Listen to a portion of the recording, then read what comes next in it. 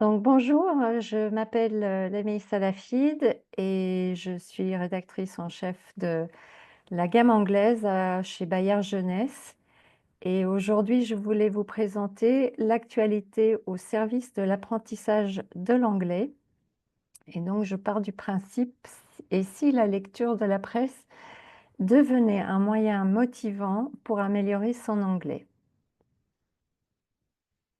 Et donc je pars du principe que dans un monde hyper connecté, pourquoi l'anglais est si important aujourd'hui dans l'apprentissage de l'anglais? Par exemple, on utilise tous, les réseaux sociaux, on regarde les films en streaming, heu et la lecture dans tout ça. Donc l'anglais est une langue extrêmement riche avec des origines, anglo-saxonnes, vikings, latines, grecques, françaises. Cette richesse de langue, en fait, se traduit par, plus d'1 million de mots dans la langue anglaise, c'est selon le Oxford English Dictionary. Donc évidemment, un anglais typique, ne connaît pas les millions de mots, donc quand on apprend l'anglais, l'idée c'est pas d'avoir, voilà, de viser ça. Mais par exemple, quand on va en Angleterre ou aux États-Unis ou en Australie ou dans un pays anglophone, on va entendre de la part de cet anglophone à peu près 20 000 mots et c'est on dit que, en moyenne, c'est 20 000 mots qu'on utilise dans le langage de tous les jours et donc ça explique aussi l'importance de la lecture parce que c'est là où on va, brasser beaucoup, beaucoup plus de mots et puis l'anglais a cette, particularité qui s'appellent les homonymes, qui sont des mots qui sont souvent qui ont la même orthographe, mais qui ont, souvent plusieurs sens. Donc là, j'ai juste listé un seul, pour qu'on se rappelle un petit peu ces homonymes. Donc to row qui veut dire pagayer, a row qui veut dire une rangée, mais a row, c'est une dispute. Et souvent, si on ne sait pas comment ces mots sont écrits, on ne saura pas, en fait, la prononciation de ce mot-là, heu et le sens de ce mot-là et c'est vraiment grâce à la lecture qu'on va apprendre. Et donc la langue, étrangère, à travers la lecture, va nous aider à mieux structurer et formuler notre pensée. On va aussi vraiment enrichir son vocabulaire, hein. Par exemple, les 20 000 mots pour nous en lecture, il y a pas de problème, ce sera très simple. On va pouvoir améliorer sa grammaire et donc faire moins de fautes, hein, quand on s'exprime soit à l'oral ou, à l'écrit. On va aussi découvrir, la culture de cette langue. Qui va être très différent de la culture, française ou chinoise, si on vient de la Chine. On va pouvoir avancer à son rythme parce que la lecture est un acte, solitaire et donc c'est soi-même qui décide, de la vitesse. Et puis, on va se rendre compte qu'on progresse et donc on va prendre du plaisir à progresser si on va emmagasiner plus de vocabulaire et on va avoir plus de facilité à comprendre. Donc la lecture va aussi nous permettre de découvrir un vocabulaire extrêmement riche, très varié. Je pense notamment, parce que c'est un peu le sujet d'aujourd'hui, la presse va nous apporter, par exemple, la géopolitique, mais on va pouvoir aussi découvrir, le milieu artistique et tout le vocabulaire qui va avec ou la technologique. Ce qui va nous donner aussi, cette richesse, en vocabulaire et qui va nous permettre ensuite de nous exprimer soit à l'oral ou soit à l'écrit J'ai aussi mis culinaire parce que pour moi, le culinaire est très important et assez oublié quand on apprend une langue étrangère. Et j'ai notamment parlé avec pas mal de collègues français qui me disaient quand ils étaient partis faire des séjours à l'étranger, ils ne savaient pas s'exprimer, par exemple, s'ils devaient aider en cuisine, ils ne savaient pas comment dire poêle ou comment dire mettre au four, chauffer, faire frire, etc. Donc ce vocabulaire, on va vraiment en lisant découvrir et emmagasiner au fil de l'eau. Donc on va aussi, comme je disais, améliorer notre grammaire. C'est vraiment en lisant aussi qu'on va, de manière un peu inconsciente, hein, découvrir des structures de phrases et puis, on va plus, vouloir faire des erreurs que j'entends, hein, que j'ai entendues comme «He showed to me the book» ou «He told to me to go» qui est, «He told me to go». Et puis même, quand on doit, placer plusieurs adjectifs, les uns après les autres, comme, «It's a big old tree» au lieu de «It's an old big tree». Il y a vraiment, des raisons. Et puis on va, découvrir la ponctuation, qui n'est pas la même qu'en français. Et pareil, je travaille aussi avec des collègues français qui ont toujours envie de mettre des espaces, devant les points d'exclamation et puis les points-virgules, ce qu'on ne fait pas en anglais. C'est important aussi si on va être amené à écrire dans cette langue de ne pas faire ces fautes-là. Et donc, je pars du principe que plus on va les découvrir, de cette manière, inconsciente, plus on va les mémoriser et plus de facilité on aura par la suite. Et puis ce qui m'amène au facteur le plus important en fait pour, l'apprentissage d'une langue en général, et là c'est le sujet, c'est vraiment la lecture, c'est la motivation. La motivation, comment être motivé pour lire? En fait, il faut que ce qu'on lit nous intéresse. Il faut que ce soit, parlant pour nous. Il faut qu'on apprécie ce qu'on lit, qu'on trouve, que c'est intéressant et donc c'est ça qui va nous pousser à lire encore plus, et puis, je pense que c'est l'important de choisir des textes qui sont adaptés à notre niveau, ce qui est pas toujours simple, hein, justement quand on apprend une langue étrangère, c'est qu'on a des envies de lire, des textes, complexes mais on n'a pas le vocabulaire adéquat pour le faire et donc comment trouver ces textes qui sont adaptés à ces niveaux, mais qui vont nous pousser aussi un peu en dehors de notre zone de confort. Ce n'est pas si simple que ça. Après, on a tous connu le phénomène de Harry Potter qui a poussé beaucoup de jeunes hein, de se dépasser et de lire des textes qui sont vraiment pas simples, mais qui ont vraiment motivé les jeunes de se dépasser en lecture. Et puis, la lecture, par exemple, de la presse, plus que la fiction, va nous apporter énormément de thèmes et de sujets et qui vont nous enrichir, par le vocabulaire et donc on va forcément trouver, des sujets qui nous intéressent. Donc ce qui m'amène à ce que je voulais vraiment vous présenter aujourd'hui,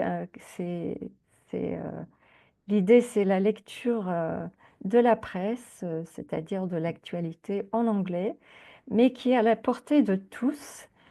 Et c'est donc, un I Love English News qu'on a lancé en février de cette année, qui, a dans l'idée de, couvrir 2 tranches d'âge. Donc, en fait, au-delà de 2 tranches d'âge, on s'adresse aux 12-15 ans et aux lycéens et aux adultes. Et en fait, I Love English, c'est une appli qui est disponible sur smartphone, tablette et ordinateur et qui a dans l'intention de proposer 5 articles d'actualité par jour, 5 jours par semaine, donc du lundi au vendredi. Et l'idée derrière ça, en fait, c'était de dire que les jeunes aujourd'hui lisent beaucoup du n'importe quoi aussi sur les réseaux sociaux. Il y a des actualités qui sont pas du tout hem, vraies, hein, donc ce qu'on appelle de fake news. Et on a voulu un peu être une réponse à ça, c'est-à-dire de l'actualité fiable où on montre les sources qu'on utilise et c'est de l'actualité vraie. On n'essaie pas de dire du n'importe quoi. Et donc, grâce à ces 5 actualités par jour, on va pouvoir progresser en anglais, donc améliorer son niveau d'anglais en lisant les articles. Et puis, on va pouvoir aussi s'informer et se cultiver. Donc, on aura des sujets d'actualité qu'on pourra aborder avec sa famille, avec ses professeurs. Et puis, on devient plus averti sur ce qui se passe dans le monde. Et le fait de le faire dans une langue étrangère, et ben, l'idée, on fait du 2 en 1. Et donc la promesse éditoriale est plutôt riche dans le sens où on a évidemment les textes des articles, mais on a aussi de l'audio, donc on pourra écouter tous les articles de l'appli. On a de la vidéo et on a des slideshows d'images. Et puis on a une vraie particularité qui répond à cette question de comment je trouve des textes qui sont adaptés à mon niveau, c'est qu'on travaille chacun des articles en 5 niveaux d'anglais. Donc la version pour les 12-15 ans va de A1, A2 et B1 et la version pour les experts va du B1, B2 jusqu'à C1 parce qu'on partait du principe que le C2, on est déjà carrément bilingue et on n'a pas besoin de retravailler les textes pour le lecteur. Et donc, on a aussi des quiz qui sont là pour s'aider à vérifier qu'on a bien compris les articles parce que les quiz sont vraiment sur le texte qu'on a lu. Et on va poser des questions de compréhension, de vocabulaire et de grammaire pour aussi tester non seulement la compréhension, mais aussi le lecteur saura s'il arrive à s'en sortir par rapport à ce qu'il a lu. Et puis là, on propose des quiz pour les 2 tranches d'âge différentes dans la partie tableau de bord, on peut justement voir ses progrès. Donc on a voulu un petit peu gamifier, mais sans aller trop loin non plus, pour que le lecteur aussi se motive, hein, pour continuer à revenir et continuer à progresser et donc il pourra voir combien d'articles il a lus, cette semaine. Il pourra voir combien de quiz il a complété et il aura aussi le résultat de ces quiz, par exemple, s'il a réussi à 100 ou s'il a encore des progrès à faire.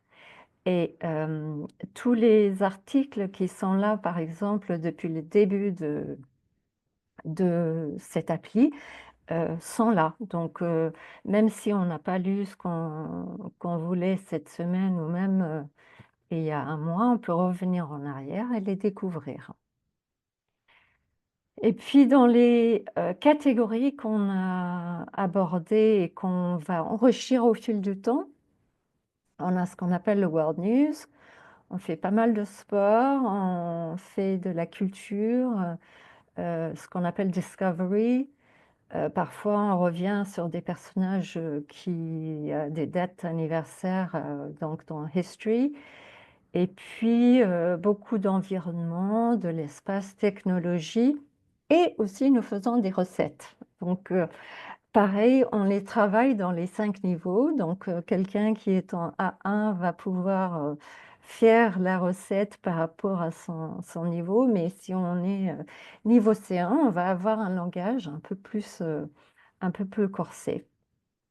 Et puis, on va découvrir le monde anglophone, non seulement, hein, on va vraiment partout dans le monde, mais on va comprendre les coutumes, les festivals, les traditions et puis les normes sociales de ces pays grâce aux articles.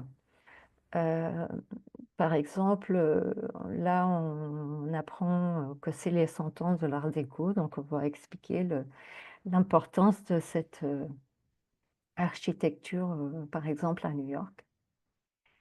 Et puis, comme je disais, tous les articles sont accompagnés d'un audio. Donc, l'audio, on peut lire et écouter son article.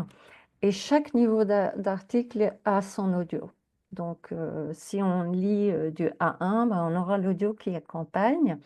Et si on est au niveau B2, ben, on aura l'audio qui accompagne cet article-là. Les articles sont lus par des voix britanniques, américaines et australiennes. On aimerait bien enrichir par la suite pour que l'oreille, justement, travaille mieux et comprend les différences hein, de tous ces accents anglophones. Et puis surtout, on va travailler le rythme et la musicalité de la langue anglaise. Et puis on va surtout comprendre que le mot qui est écrit de telle façon, ben, ça se prononce de cette manière-là. Donc là, je vous montre vraiment un article typique de l'appli. Donc là, par exemple, le 5 mai, on a publié cet article sur Trump qui a ordonné la réouverture de Alcatraz, la prison. Donc, on va découvrir sur l'appli avec la photo de couverture. Quand on va cliquer, on va arriver là, sur l'article. On voit le bouton audio. Et ensuite, on va voir les 3 niveaux différents qu'on va choisir. Là, on est dans la version experte. Donc là, si je veux lire l'article en niveau B1, je peux. Si je préfère tester ma compréhension de niveau C1, je peux aussi essayer de lire la version C1. Et vous voyez qu'il y a des mots dans le corps de l'article. Je ne sais pas si vous les voyez très bien, mais en tout cas, les mots sont soulignés. Ces mots-là, en fait, qui sont soulignés dans le corps du texte, permettent de vérifier si on a bien compris ces mots. Donc, on enrichit tous les jours chaque article par un choix de vocabulaire pour qu'on n'ait pas à aller chercher les mots dans un dictionnaire et donc pas perdre de temps et ça rend la lecture beaucoup plus fluide et simple. Et donc, vous voyez là, par exemple, j'ai cliqué sur le mot posited et j'ai la traduction en dessous. Et on a introduit aussi la possibilité de créer sa petite bibliothèque de mots. Donc, si je clique sur ce petit bouton-là, je pourrais voir ma petite bibliothèque de mots de vocabulaire sauvegardée. On a aussi choisi de mettre tous les mots difficiles, et c'est vraiment choisi par nous, les journalistes qui travaillons sur l'appli. On a choisi de les mettre à la fin de chaque article pour aussi permettre de les voir et de se dire si j'ai compris, pas compris, et d'avoir toujours cette liste de mots. Et pareil, chaque article, en fonction du niveau, est traduit avec le vocabulaire du niveau de l'article. On a aussi, après l'article lu, ce qu'on appelle le slideshow.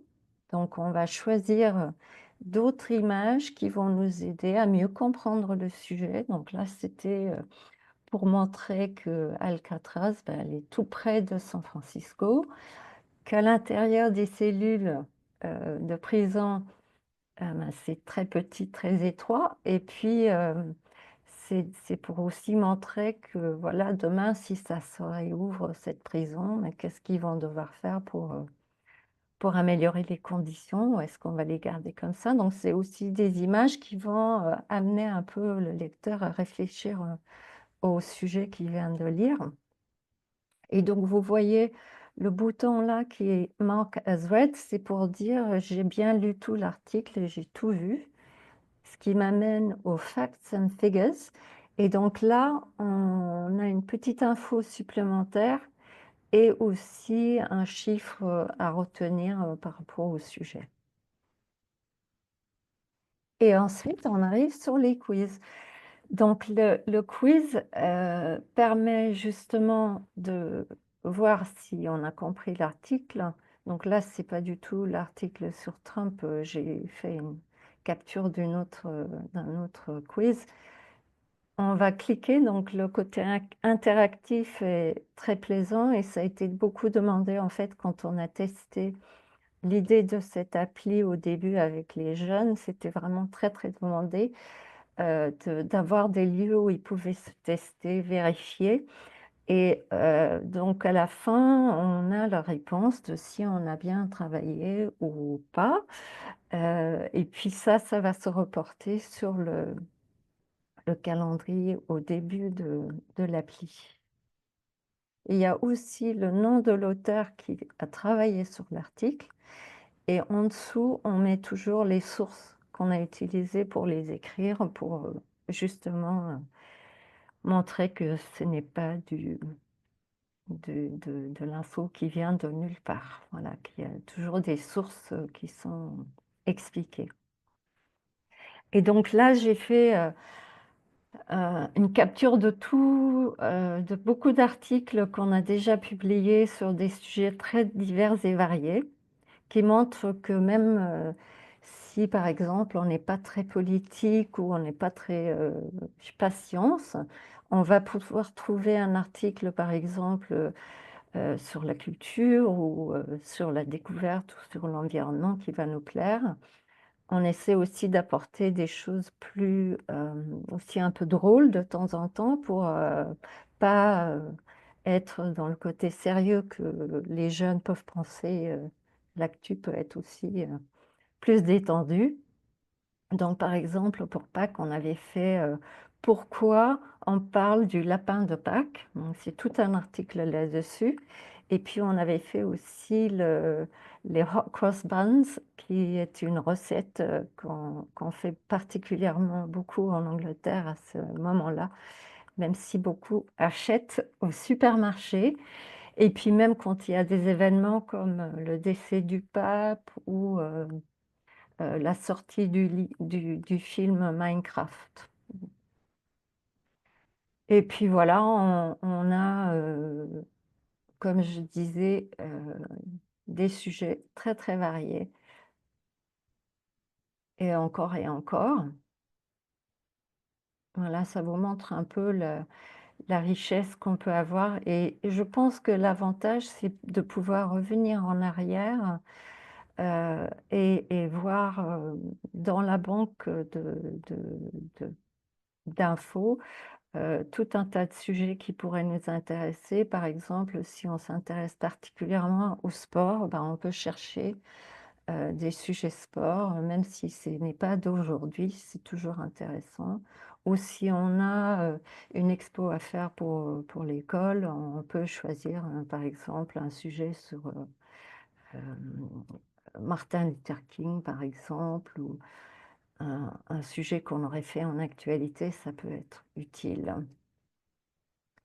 Et donc en conclusion, je pense que je reviens sur l'idée de c'est important de trouver intéressant ce qu'on lit parce que c'est vraiment ça qui va nous aider, à avancer. On doit trouver, le bon niveau de lecture pour soi, tout en se challengeant parce que je pense que ce qui est intéressant aussi avec, l'appli I Love English News, c'est qu'on peut, lire entre les niveaux, différents, hein, et voir, où on se situe par rapport à ça.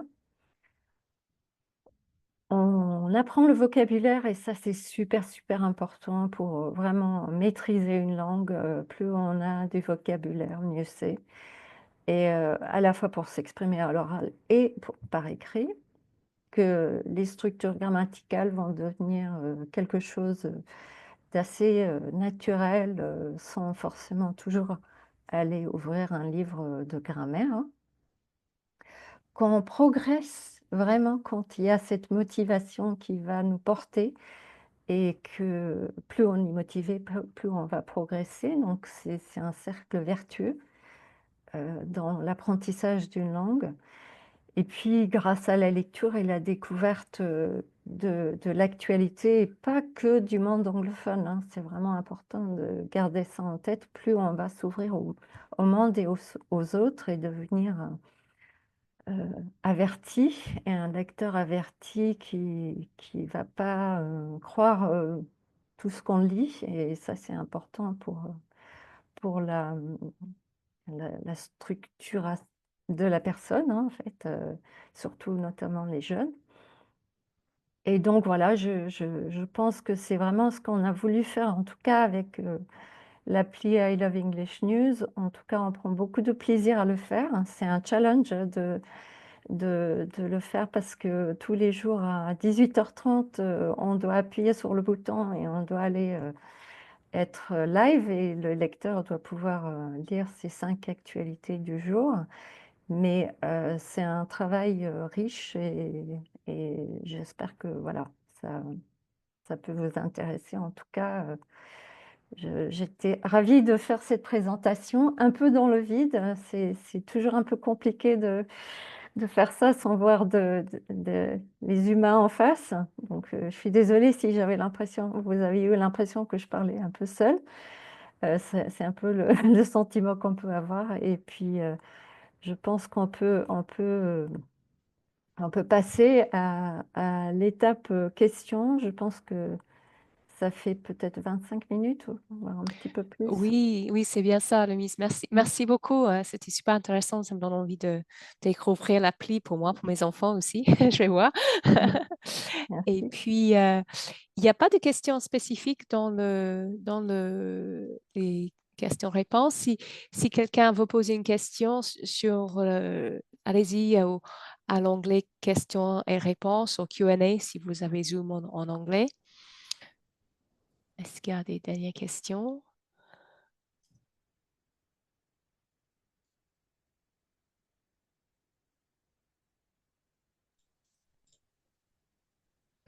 Peut-être alors on peut Bah, terminer là. Gabriel, qu'est-ce que... Oui. alors, ben, moi j'avais une question. Je me demandais si l'application était payante ou si elle était gratuite ou s'il faut avoir un numéro d'abonné. Enfin, comment ça se passe? Alors, j'aurais bien aimé dire que c'était gratuit, mais malheureusement non, parce que les journalistes qui travaillent sur ça doivent vivre. Donc, et c'est aussi ça qu'il faut se rappeler pour, tout ce qui est fake news, quand c'est pas du vrai journaliste, c'est-à-dire c'est des gens qui vont véhiculer, des choses. Donc il faut prendre un abonnement en fait, et on peut découvrir, l'appli sur le site iloveenglish.com là que j'ai mis.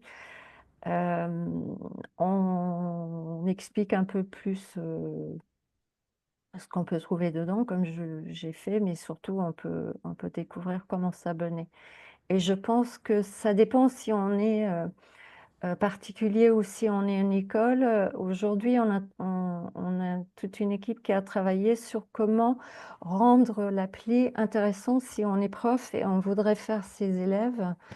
Hem, Parce que voilà, l'idée c'est pas, acheter un abonnement pour chaque élève. Donc il y a, hem, il y a la possibilité de s'abonner ou abonner sa classe à cette appli parce que justement, c'est important de pouvoir aussi parler de l'actualité avec ses élèves. Donc, il y a vraiment la possibilité pour les écoles et les particuliers, mais c'est un abonnement payant. Et je crois que nous D'accord. sommes à 72 euros. Aujourd'hui, c'est pour l'année, y compris les jours fériés. Voilà, donc Mm. c'est vraiment les 5 jours par semaine sans pause. D'accord. Merci Et, beaucoup. et juste une dernière petite chose, combien de temps doit-on consacrer par jour pour obtenir le bénéfice de cette application? Si vous pouvez répondre en Ah, quelques secondes. alors, je pars du principe que si on se rappelle l'idée qu'il faut qu'on trouve intéressant, il faut vraiment qu'on aille vers les articles qui nous paraissent intéressants pour nous. Après, le temps qu'on y passe, c'est vraiment très individuel. Par exemple, si on est niveau C1, on va lire vite peut-être et on va peut-être consacrer 5 minutes à l'article. Les articles ne sont pas courts. Justement, on a fait exprès parce que on se dit c'est un moment pour se poser. On a 5 minutes, ben, on peut passer 5 minutes à lire un article. Parfois, ça peut être deux. Mais les articles vont aller de plus en plus longs, en fait, en partant de son niveau. Donc, si on est niveau A1, l'article va être plus court, beaucoup plus simple et Mhm, travailler dans le sens.